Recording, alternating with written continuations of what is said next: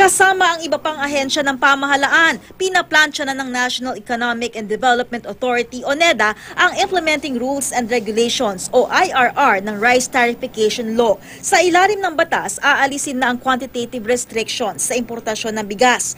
Sa draft ng IRR, aalisin na ang NFA rice o subsidized na bigas. Pero wala raw dapat ipag-alala dahil bababa naman ang presyo ng commercial rice. The price of rice will probably be at least 50% cheaper than over time when things stabilize or normalize.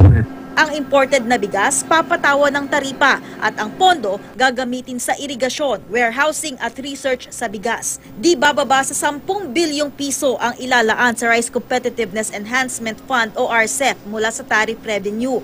Ang ipapato na tariff rate mula 35 hanggang 180%. Magkakaroon naman ng kapangyarihan ng Pangulo na taasan ng taripa ng imported na bigas kung sobra-sobra sa kailangan ang papasok. Pwede rin niyang ibaba ang taripa kung magkakaroon naman ng shortage.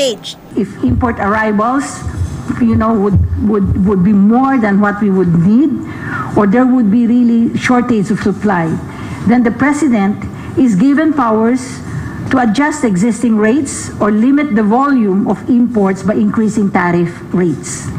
Ang Department of Trade and Industry ang magbabantay kontra sa mga mapagsamantalang trader.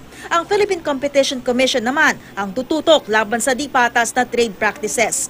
Dahil mababawasan ang mga tungkulin ng NFA, pinag-aaralan na rin daw ang gagawin sa NFA employees na mawawalan ng trabaho. Maaring may mga ilipat daw sa ibang ahensyang mangangailangan ng dagdag na manpower gaya ng PhilRice. Ang mga aalis naman, bibigyan ng retirement package. Leigh Alves, GMA News.